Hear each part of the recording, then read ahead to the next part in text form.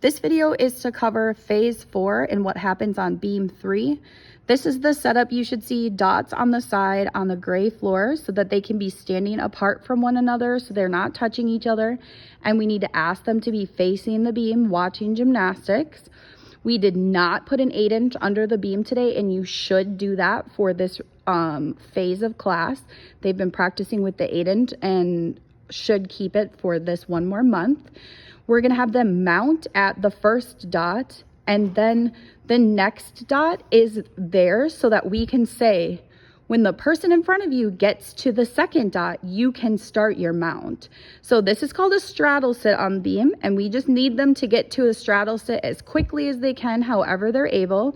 And then just like in community ed class, this is where you tuck your toes up behind and push up to standing. So at a minimum, we need them to do that.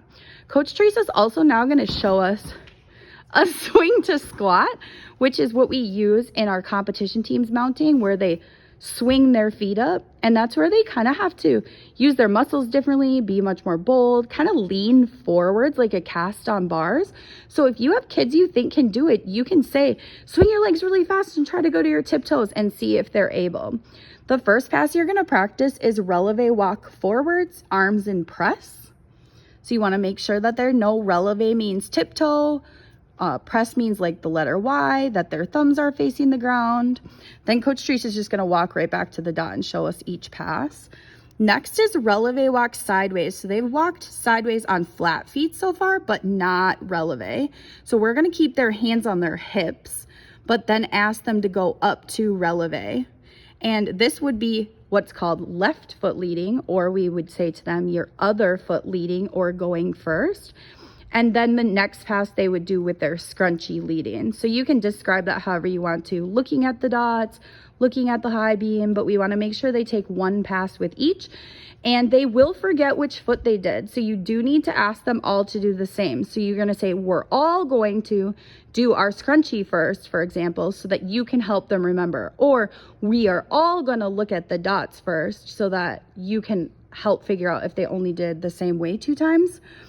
And then they are walking backwards for their last pass. And we're asking for this to be on flat feet, hands on hips, and 1 foot behind the other. So that's the first hurdle for kids to kind of get over, is they're kind of nervous. They kind of start by shuffling backwards, and we want big steps backwards. And then if kids are confident, you can ask them to go to tiptoe, but we would expect some of them would still be a little nervous for that because they don't have much experience at it yet. Then when they get to the end of the beam, we're having them dismount off to the side and jump to a stick, just like we have our bronzes learn. And then we want them to try to learn to hold their feet still. And notice her arms are horizontal or above. That's what we've been working on, so that they're not reaching down and touching the ground or squatting really low.